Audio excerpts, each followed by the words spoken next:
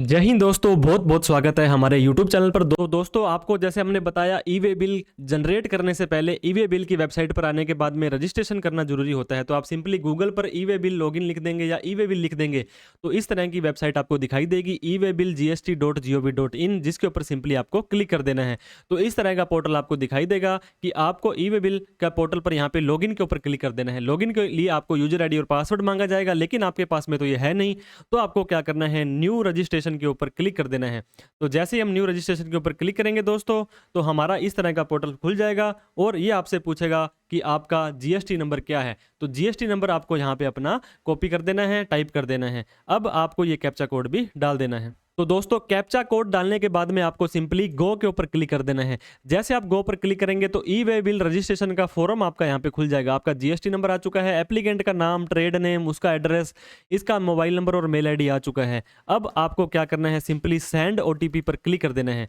जैसे आप send OTP पर क्लिक करेंगे, OTP has been send to your mobile number. ये ईमेल आईडी पर नहीं आएगा दोस्तों, आपके जो जीएसटी के अंदर मोबाइल नंबर दे रखा है उस पर चला जाएगा। अगर आपका मोबाइल नंबर सही नहीं है, किसी और का है, तो आप इसको पहले अपडेट कर सकते हैं। फिर हमने ओके पर क्लिक कर देना है। जैसे हम ओके पर क्लिक करेंगे तो नीचे नीचे इंटर ओटीपी का ऑप्शन आ रहा है, यहां पर आपको ये ओटीपी डाल देना है। ओटीपी डालने के बाद में वेरीफाई ओटीपी के ऊपर आपको क्लिक कर देना है। तो यहां पे इस तरह का मैसेज आएगा, ओटीपी वेरीफाइड सक्सेसफुली। अब आपको ओके पर क्लिक कर देना है।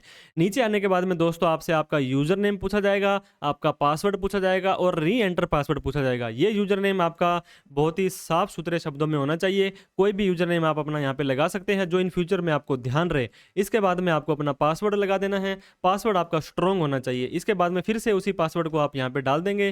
डालने के बाद में दोस्तों आपको क्या करना है, सबमिट पर क्लिक कर देना है। इस यूजर आईडी पासवर्ड को कहीं पे लिख लीजिए, क्योंकि बार बार ये यूजर आईडी पासवर्ड आपका जब भी ई वे बिल इशू करेंगे ये काम आने वाला है। तो जैसे हम सबमिट पर क्लिक करते हैं, यूजर क्रिएटेड सक्सेसफुली हो चुका है। बहुत बहुत बधाई हो, कांग्रेचुलेशन दोस्तों। हम ओके पर क्लिक कर देंगे। अब हमें यहाँ पे अपना यूजर नेम और पासवर्ड डाल देना है। इसके बाद में कैप्चा कोड डाल के जैसे ही लॉगिन पर क्लिक करेंगे तो आगे की कार्रवाई हम स्टार्ट कर सकते हैं।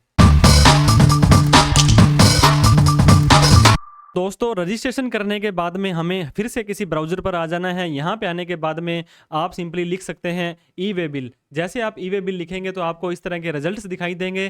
तो eWayBillGST.gov.in की वेबसाइट पर आपको आ जाना है। यहाँ पे आने के बाद में देखिए इस तरह का पोर्टल आपको दिखाई देगा।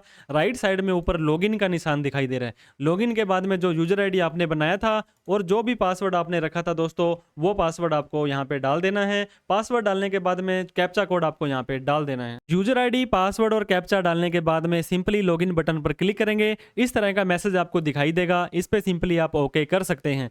अब आपका इस तरह का पोर्टल यहाँ पे दिखाई देगा। अब आपको ई वे बिल के ऊपर चले जाना है। जैसे आप ई वे बिल पे जाएंगे, जनरेट न्यू के ऊपर आपको क्लिक कर देना है। जनरेट न्यू पर जैसे क्लिक करेंगे तो ये देखिए सप्लाई टाइप आउटवर्ड है या इनवर्ड है, माल जा रहा है या आ रहा है, तो हमारा आउटवर्ड हो जाएगा। सब टाइप के अंदर हमारी सप्लाई है, इंडिया से बाहर माल भेज रहे हैं, एक्सपोर्ट है, जॉब वर्क में भेज रहे हैं, तो नॉर्मल केस में दोस्तों हमारा यहाँ सप्लाई ही रहता है। अब डॉक्यूमेंट टाइप है, ये हमारा टैक्स इनवॉइस है। अगर आप कंपोजिशन के अंदर है तो बिल ऑफ सप्लाई यहाँ पे आ जाएगा।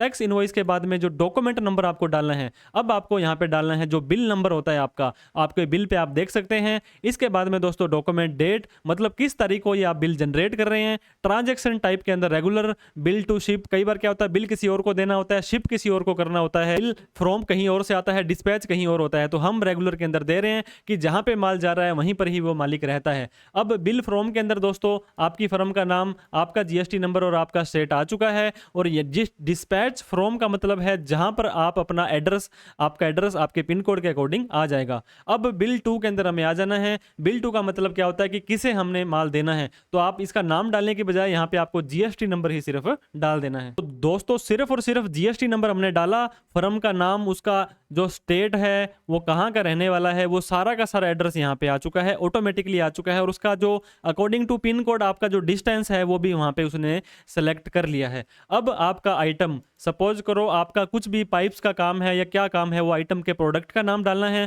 प्रोडक्ट का डिस्क्रिप्शन डालना है। एचएसएन कोड आपने जो नॉर्मल बिल बनाया था, मैं आपको दिखाना चाहूंगा। इस तरह का एक बिल बनेगा, जैसे हमारा एचएसएन कोड 3917 0.7 है, हमारी क्वांटिटी इतनी है, हमारा रेट इतना है और हमारा केजी के अंदर है। तो प्लास्टिक की पाइप हमने यहाँ पे देनी थी, तो ये हम यहाँ पे डाल देंगे। तो ये सारा का सारा डाटा आपको दोस्तों मैनुअली डाल देना है। क्वांटिटी, यूनिट, टैक्सेबल वैल्यू कितनी है, इसके ऊपर जीएसटी का रेट कितना है। दोस्तों आपको यहाँ पे यूनिट्स डालने हैं। जैसे आप यूनिट्स डालेंगे, आपको जो लिस्ट है इनकी प्रिस्क्राइब्ड जो इसके अमाउंट जो डाटा दे रखा है उसी में से डालना है। जैसे आप इस क्वेश्चन मार्क पर क्लिक करते हैं तो आपको ये देखिए हर चीज़ का अल्फाबेटिक ABC बैग्स है क्या है। अगर हम किलोग्राम की बात करते हैं तो KGS के अंदर यहाँ पे हमें डालना है, तो हमने यहाँ पे KGS डाल दिया है। अब टोटल टैक्सेबल वैल्यू मतलब हमारे बिल की जो अमाउंट थी वो 3,29,475 रुपए है, 329,475 है। अब आपसे बात करेगा कि CGST और SGST का रेट क्या है। ये देखिए दोस्तों IGST हाईलाइट नहीं हो रहा है। क्यों नहीं हो रहा है? क्योंकि हम राजस्थान का माल राजस्थान में ही भेज रहे हैं। अब 9 और 9 18% हमारा GST इस पे लगता है, तो ऑटोमेटिकली ये GST लग करके 29,652 रुपए का GST लग चुका है। ये देखिए 29,652 रुपए CGST में और इतना ही SGST में लग चुका है।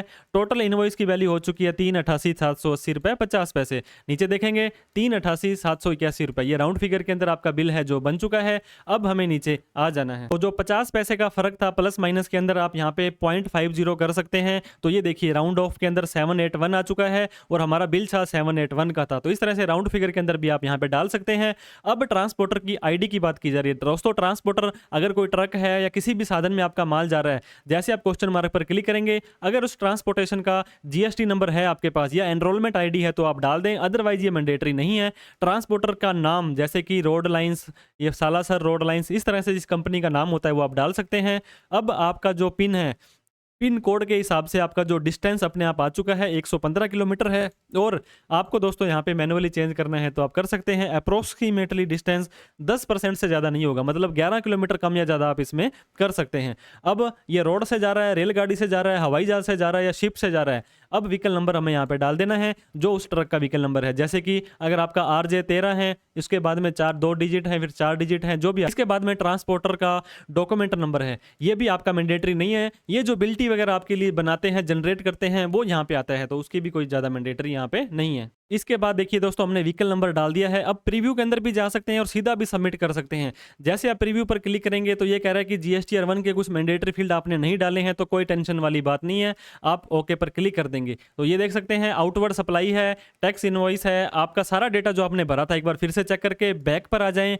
अब आपको सबमिट पर क्लिक कर देना है। ये फिर से आपको एरर दे रहा है कि GST R1 का कुछ डेटा आपका नहीं है, कंटिन्यू कर सकते हैं। ओके पर क्लिक किया, फिर ये बोलता है एक अलर्ट और दे रहा है आपको कि आप फिर से आप ई-वे बिल जनरेट करना चाहते हैं। हाँ जी, हम करना चाहते हैं। तो ओके पर जैसे हम क्लिक करेंगे तो कांग्रेचुलेशन दोस्तों, आपका ई-वे बिल जनरेट हो चुका है। इस बारकोड से कोई भी ऑफिसर वगैरह है अपना ई-वे बिल चेक कर सकते हैं। जैसे आप नीचे आएंगे तो प्रिंट कर लें, आप प्रिंट डिटेल भी कर सकते हैं। जैसे हम प्रिंट के ऊपर क्लिक करेंगे तो इस तरह का देखिए यहाँ पे आपकी जो PDF की फाइल है उसको आप सिंपली सेव कर सकते हैं। इसके बाद में जो दूसरा आपका ऑप्शन था प्रिंट डिटेल के अंदर जाते हैं, डिटेल प्रिंट के अंदर, तो ये आपका पूरा डिटेल के अंदर आ चुका है। प्रिंट पे इसको ओके करेंगे और यहाँ से आप अपना PDF डाउनलोड कर सकते हैं। तो इस तरह से आप अपना ई-वे बिल बहुत ही ईजी स्टेप से कर सकते हैं, जनरेट कर सकते हैं। किसी भी तरह की डाउट क्वेरी क्वेश्चन होती है तो आप हमें कॉन्टैक्ट कर सकते हैं, कमेंट कर सकते हैं, हम आपकी सहायता करने के लिए बहुत ही खुशी होगी हमें। Thank you so much for watching this video. इस वीडियो को लाइक करें, अभी तक हमें सब्सक्राइब नहीं किया तो प्लीज़ कर लें। Thank you so much. जय हिंद, जय भारत।